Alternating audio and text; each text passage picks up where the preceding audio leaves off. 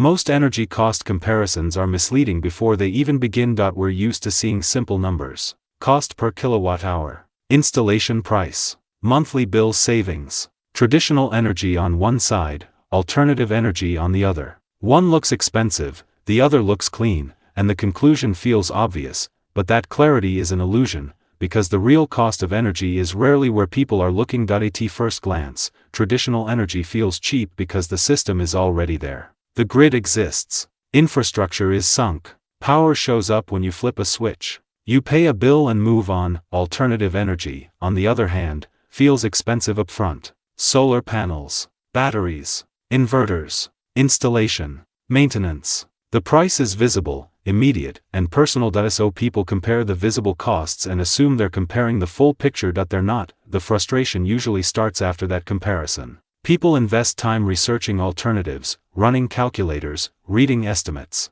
Some walk away convinced it's not worth it. Others move forward expecting long-term savings to justify the hassle. Then reality introduces friction. Traditional energy bills don't just rise. They fluctuate. They depend on fuel markets, regulation, infrastructure strain, and demand spikes. Those costs are externalized. You feel them later, spread out, normalized. Alternative energy concentrates costs early. You pay before you benefit. And that makes every decision feel heavier. This is where people try to do the math. They calculate break-even points, payback periods, return on investment. The numbers look clean, but something still feels off. Because even with spreadsheets, the decision doesn't feel settled. That's because cost isn't just financial. Energy systems distribute risk differently. With traditional energy, risk is shared and abstract. Outages are someone else's responsibility. Price increases feel unavoidable. You adapt, complain, and keep paying. With alternative energy, risk becomes personal.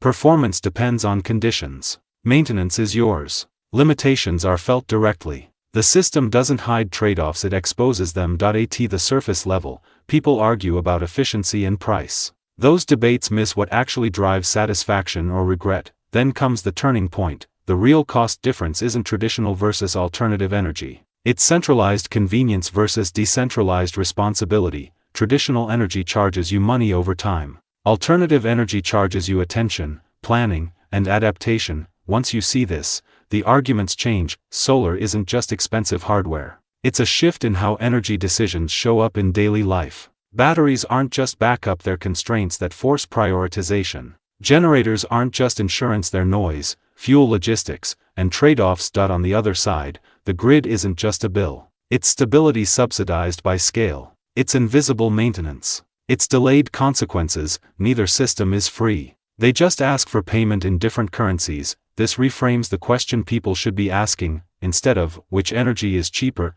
the more honest question is, which costs am I willing to carry directly? Some people value predictability over control. Others accept complexity in exchange for resilience. Many end up combining both, not because it's optimal on paper, but because it balances financial and cognitive load. This also explains why energy debates feel so polarized. People aren't just defending technologies. They're defending lifestyles and tolerances for responsibility. When alternative energy disappoints, it's often because the non-financial costs weren't part of the original decision. When traditional energy frustrates people, it's because long-term exposure feels endless and uncontrollable. Understanding this doesn't tell you what to choose. It tells you how to choose more clearly. It encourages people to factor in attention, stress, adaptability, and dependency, not just dollars, and it explains why the real cost conversation never fits neatly into a chart. Energy decisions are less about optimization and more about alignment with how people want to live. If you want a structured breakdown that helps map these hidden costs before making energy decisions,